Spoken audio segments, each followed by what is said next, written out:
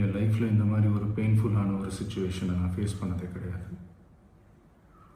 மனசு முழுக்க வலி வலி மட்டும்தான். இந்த சுற்றுப்பயணத்தில் என்னென்ன மக்கள் பார்க்க வராங்க, அதுக்கு ஒரே ஒரு காரணம் தான், அவங்க என் மேலே வச்சிருக்கிற அன்பும் பாசம்.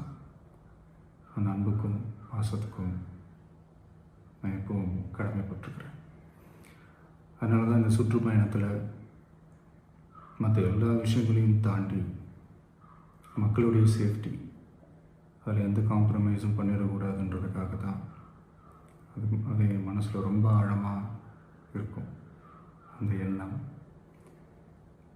அதனால தான் இந்த அரசியல் காரணங்கள் எல்லாத்தையும் தவிர்த்துட்டு ஒதுக்கி வச்சுட்டு மக்களுடைய சேஃப்டி மட்டும் மைண்டில் வச்சுக்கிட்டு அதுக்கான இடங்களை சூஸ் பண்ணுறது, அதுக்கான இடங்களை பார்த்து பெர்மிஷன் கேட்குறது, போலீஸ் டிபார்ட்மெண்ட்டில் அதை ரிக்வெஸ்ட் பண்ணி கேட்போம். ஆனால் நடக்கக்கூடாதது நடந்துருச்சு. நானும் மனுஷன் தானே. அந்த நேரத்தில் அத்தனை பேர் பாதிக்கப்பட்டு இருக்கும்போது எப்படி அந்த ஊரை விட்டுட்டு என்னால் கிளம்பி வர முடியும்?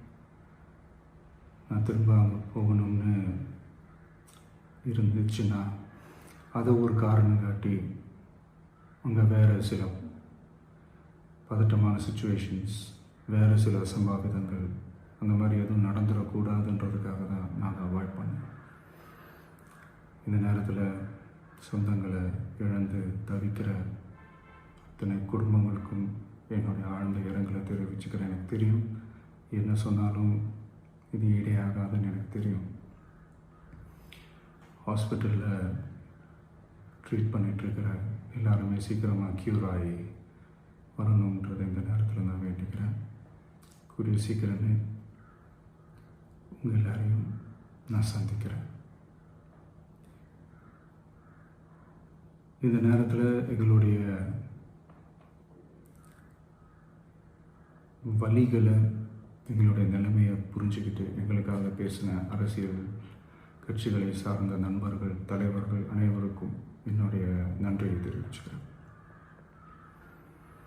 கிட்டத்தட்ட ஒரு 5 மாவட்டத்துக்கு பிரச்சாரத்துக்கு போனோம். இந்த மாதிரி எதுவுமே நடக்கல. ஆனால் கரூரில் மட்டும் ஏன் எப்படி நடக்குது, எப்படி நடக்குது? மக்களுக்கு எல்லா உண்மையும் தெரியும். மக்கள் எல்லாத்தையும் பார்த்துக்கிட்டு இருக்கிறாங்க.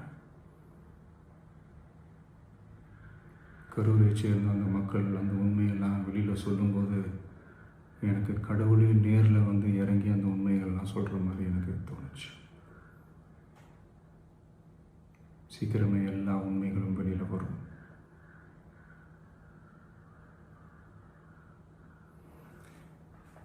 எங்களுக்கு தரப்பட்ட இடத்துல நாங்கள் போய் அந்த ஸ்பாட்டில் நின்று நாங்கள் பேசிட்டோம். அதை தாண்டி எந்த தவறும் எங்கள் சைடில் நாங்கள் எதுவுமே செய்யலை. பட் இருந்தாலும் எங்கள் கட்சியை சேர்ந்த நிர்வாகிகள், தோழர்கள் மேலே எஃப்ஐஆர், அது மட்டும் இல்லை சோஷியல் மீடியாவை சேர்ந்த நண்பர்கள், தோழர்கள் அவங்க மேலே எஃப்ஐஆர்லாம் போட்டு இப்போ பிடிச்சிக்கிட்டு இருக்கிறாங்க.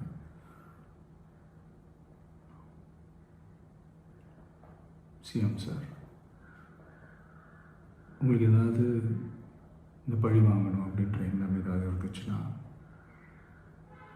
என்ன வேணாலும் பண்ணுங்க.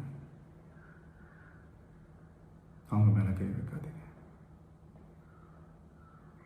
நான் ஒன்று வீட்டில் இருப்பேன், இல்லை நான் ஆஃபீஸில் இருப்பேன். என்ன வேணாலும் செய்யுங்க. நண்பர்களே, தோழர்களே, நம்மளோட அரசியல் பயணம் இன்னும் ஸ்ட்ராங்காக, இன்னும் தைரியத்தோட